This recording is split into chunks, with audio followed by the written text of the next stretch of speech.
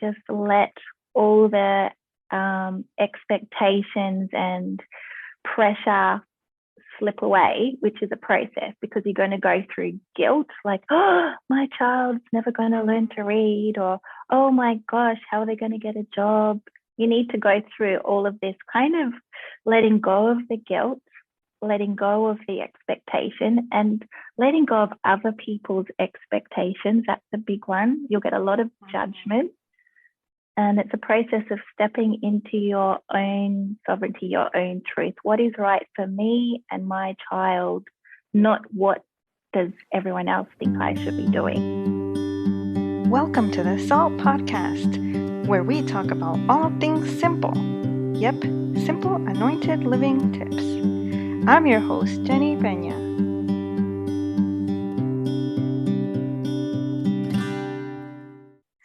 Welcome back, everyone. Today I have a special guest, the beautiful Mel. I love this woman, and I met her a few years back when we were living in UAE, and I'm so excited that you're joining the podcast today, Mel. Thank you. It's so lovely to be talking to you again. Yeah, it's been a while, actually. I know. Now we're on different sides of the world. I know. We're both left the UAE, and we've both been on quite an adventure. But first, why don't you tell everybody like a little bit about yourself? Sure. So I am a mother of 3 boys. Ages are 16, 14, and 9. So that's a journey in itself. And we are unschooling, currently living in Tasmania, Australia. So the last few years, I've been doing a few different things, but in a nutshell, I'm currently working as a mental health social worker and a yoga teacher, and specializing in working with mums and pregnancy, a little bit of childbirth work and doula work. What else can I say? I'm currently training with Blossom and Berry, baby massage and yoga. So that means I'm teaching other people how to be instructors so that they can run their own baby massage and baby yoga groups. So yeah, a few different things.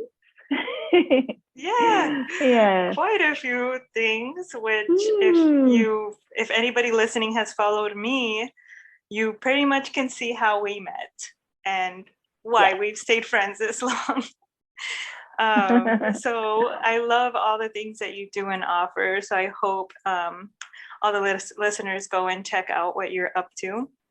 And today, though, actually, you're going to focus on talking to us about a completely different topic. So unschooling is something that people don't even know much about, like, and even to approach it. But first, I'm really curious about, about how you even got into wanting to look into unschooling. Yes.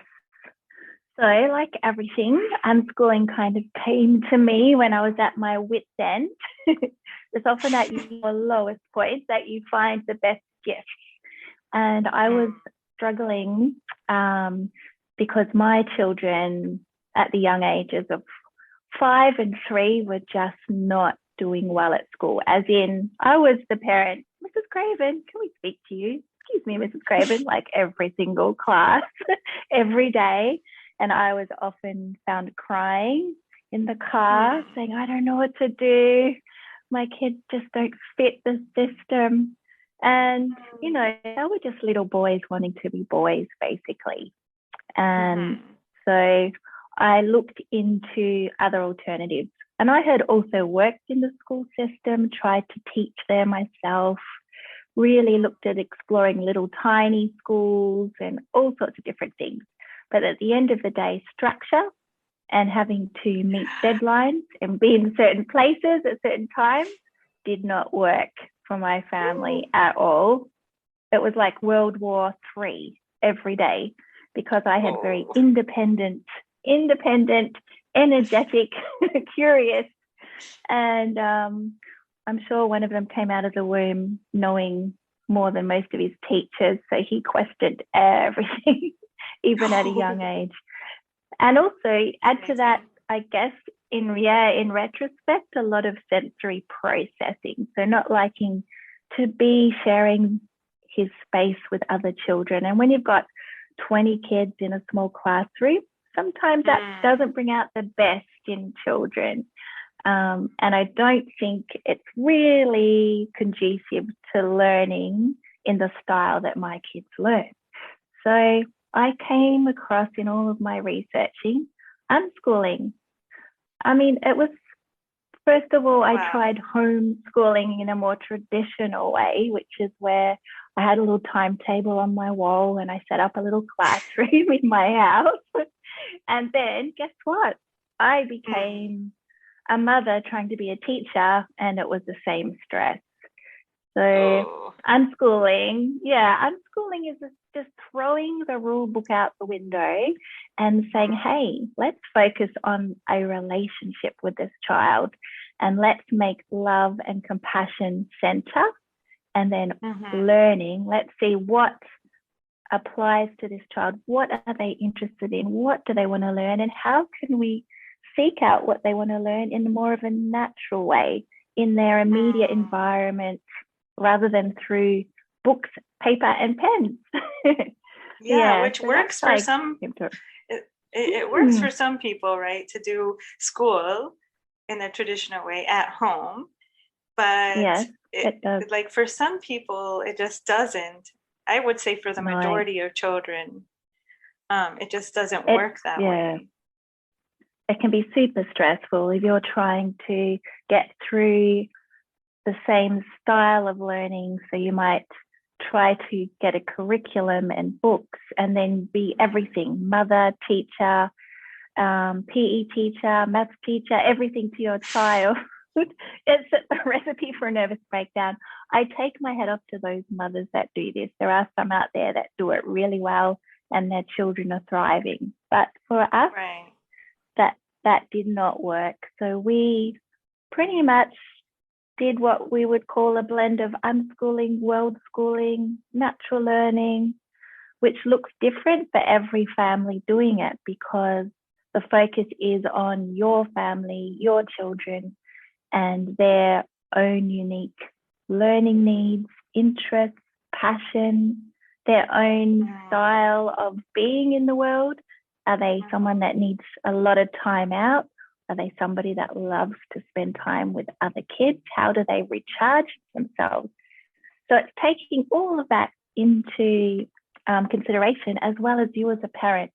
So I looked at what made me happy, because if I was stressed out, then my children will pick up on this and also be stressed out. So I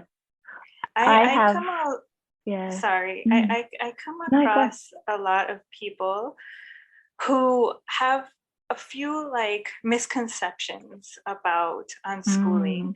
Like, what do you think are a few misconceptions that you've experienced people have about unschooling? Yes, probably the most favorite misconceptions sometimes prove true. That's funny, but I'll explain. Like, people are like, if you don't like have a curriculum, what are they doing all day? Are they just like playing computer games all day? And what do you mean you don't have a set bedtime? And you know, sometimes that does look true. If you walk through my house, some days you'd see one child on the computer for most of the day and maybe another one up all night. But that's just a small snapshot because other days we are out in the forest all day. Like, we've just come in from a day of looking at fungi in the mushroom and forest bathing and cooking damper, like Australian bush bread that you poke on a stick and cook over the hot coals. So unschooling, to some people, if they just walk in and look at what you're doing at a certain moment in time, can be contribute to a lot of the misconceptions. So other things that people are worried about is, how will your child ever learn maths if you're not sitting them down and actually doing maths books with them? And how will they ever get into university if they haven't gone through a grade system? And there's all of these real, legitimate concerns. But I'd say it's just because people haven't looked at other options outside the system, which are available. So it takes a bit of creativity and a little bit of deschooling yourself as a parent.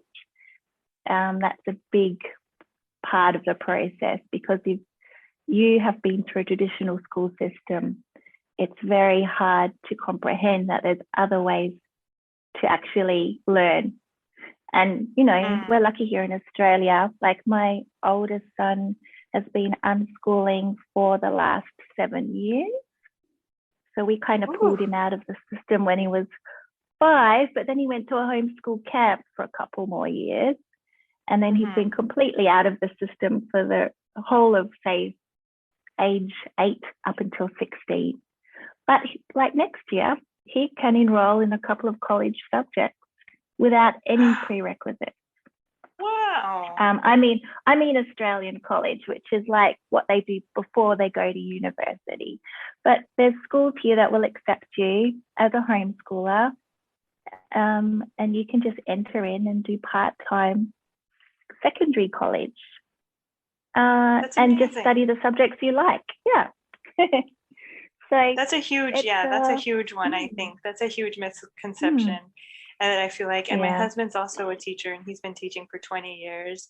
And sometimes that's really, boggled his mind. Like, but what if they do want to study something that requires, high academics and things like that?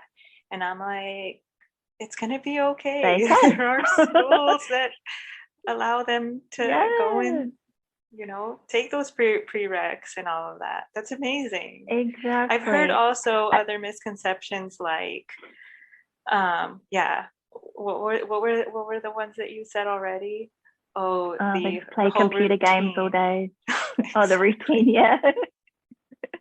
that there's no routine, and you're not teaching them anything at all. They're not learning ever. I'm like, they're just going to be bums on the beach. That's fine with me. Well, I have to remind.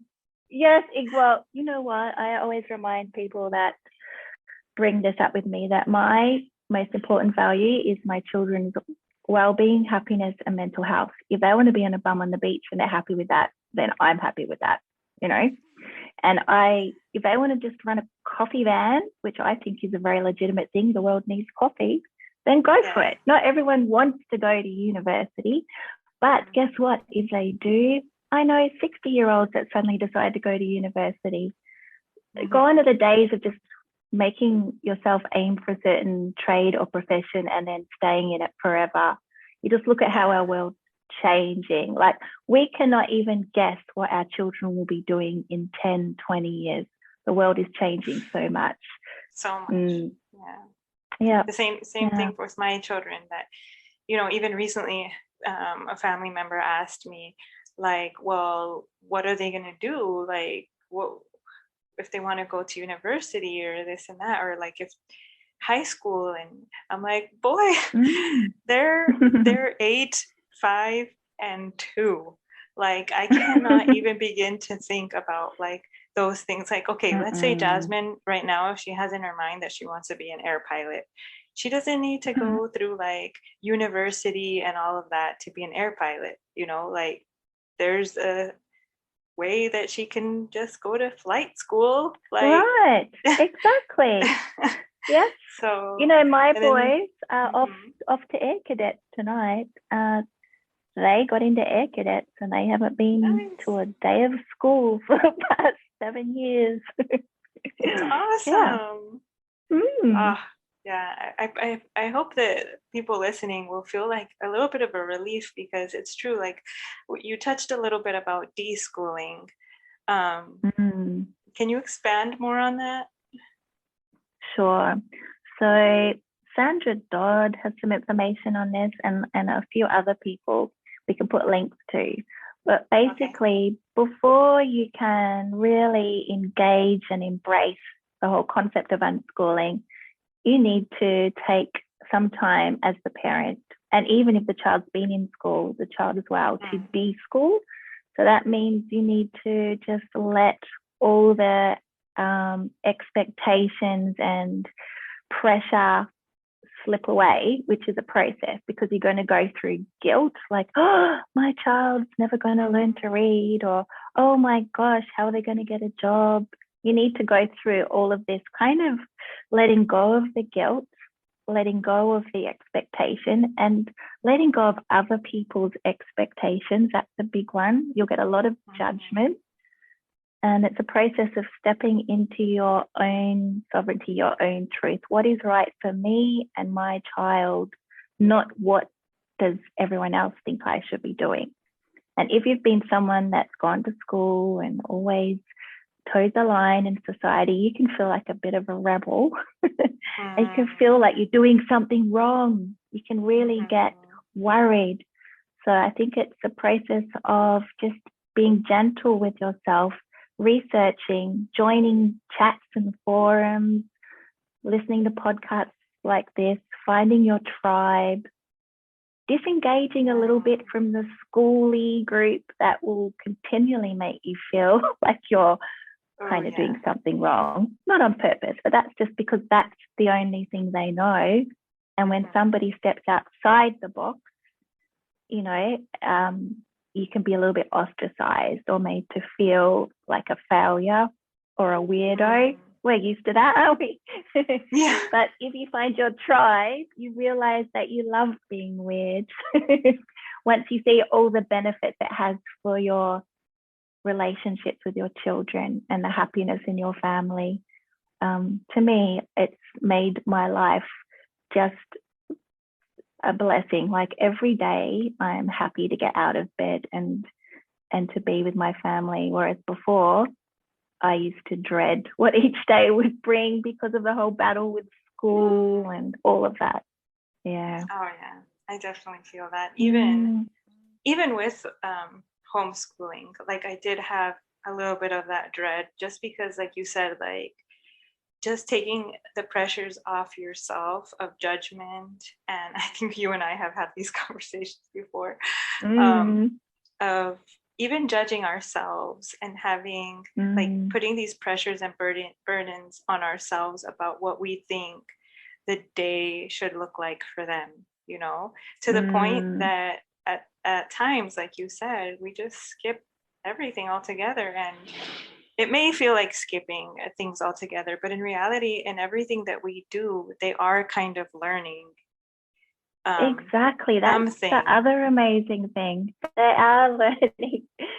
And even if they're not learning in the traditional sense, they're learning by, you know, watching you be a lifelong learner. So if I'm a parent and I'm doing a course online, they're observing that. They're learning, oh, you can study at any age. And then when we're cooking, the other day, I had my son come and they're learning to weigh and measure and chop.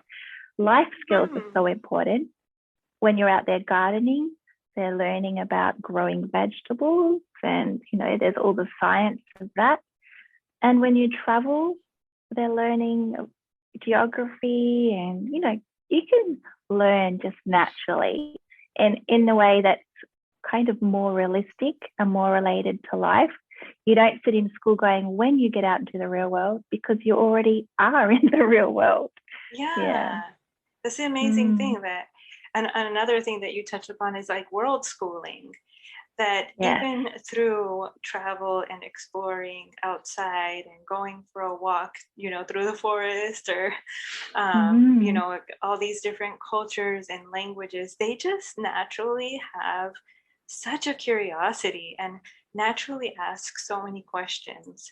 And if you can't answer them right on the spot, you know, helping them find the answers later, or, you know, getting back to it eventually, like, I feel like that helps them learn even more. Like the information sticks like so much more because they lived it.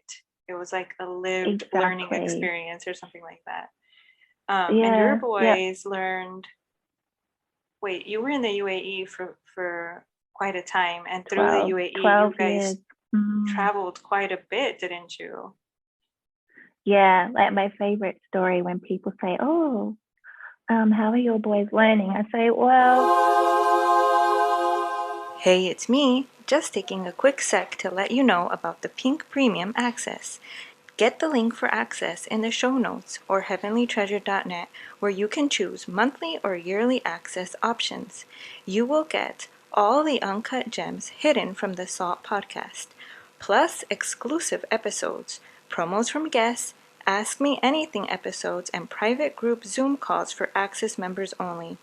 Sorry to hide these next gems from you. See you in the Pink Premium, and thanks for helping me keep the show alive and running.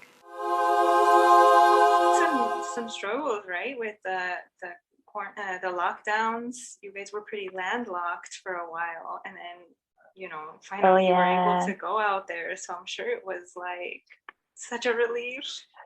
After the dust settled on Halloween. Yeah, on Halloween we got out. The 31st of October. And yeah, getting to Australia was a miracle in itself because all the flights had been cancelled. So that's another story. And then when we got here, they threw us into quarantine for a second time, and I had a little meltdown and a little bit of well, let's just say my kids thought I was going to be arrested. But anyway, we overcome all of that. We got out, and it's been a lot smoother, apart from our missing boxes, but they'll turn up eventually. Yeah. But with unschooling and expat life, yeah, you just learn to go with the flow, don't you? What resources, you mentioned one book, but do you have any other like favorite resources or websites or people that are doing this that you recommend that have like really helped you? Well, I definitely would say to people, look up Karen King Worldschooling on Facebook.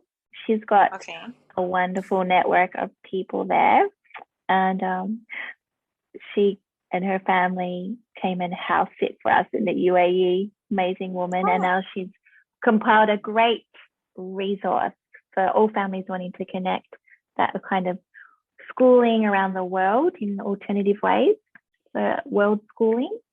Sandra Dodd is the one that I started looking at with Unschooling online. She's got amazing resources. She's American. Now my kids are going to be noisy. Just trying to think about, there is another woman that would have been organized enough to tell you about. I'll find that in a minute. I can add some extra resources. Yeah, anything that you think of later, you can send me in an email, and then I can add them in the episode notes. So the listeners can just, look up the episode notes either on my website or on the podcast player that they've chosen, and they can see all the links and everything that we've talked about. I'm going to organize nice and neatly on there. Wonderful. Okay, I guess the last thing is, like, I know that you were doing consultations before. Are you still doing that? Yes, I am. So I'm working either in person or online, doing life coaching and mental health social work, and that's one of my greatest passions.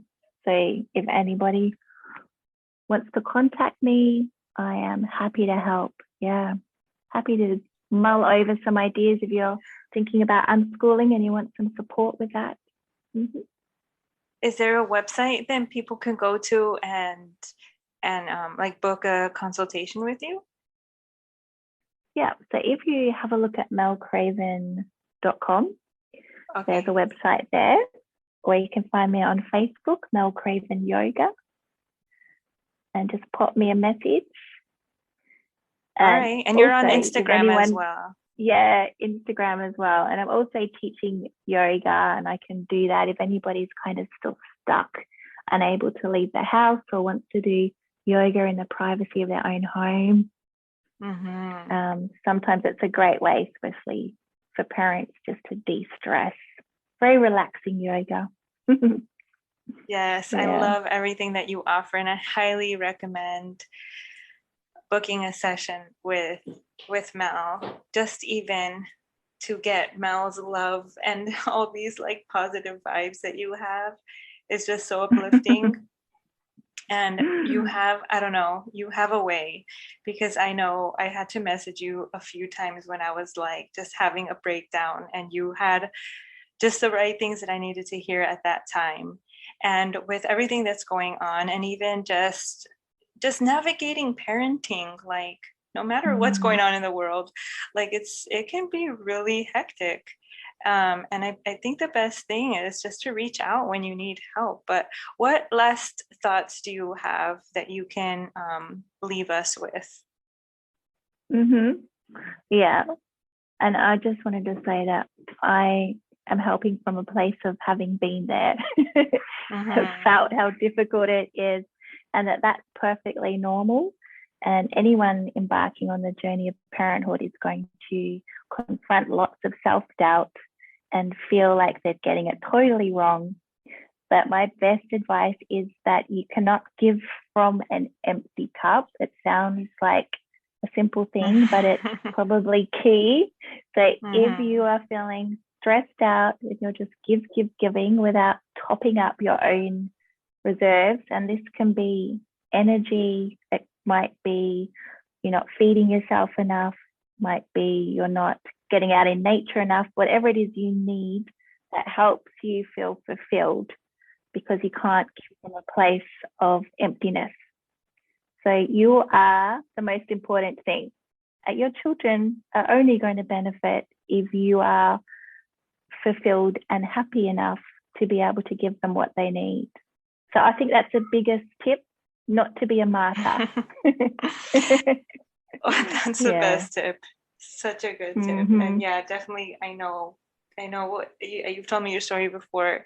You barely touched on all the things, but I definitely know that you know and you lived that. So definitely thank you for that. And thank you for taking time to come on here with me today. No, my pleasure. And thank you for being such a voice of encouragement and support for so many. Yes. Thank you. Sharing your wisdom with the world. Okay. Thanks for listening in. Be sure to hit subscribe and visit heavenlytreasure.net for more. See you on IG at Heavenly Treasure Living. Till next time, blessings, and remember to be the salt of the earth.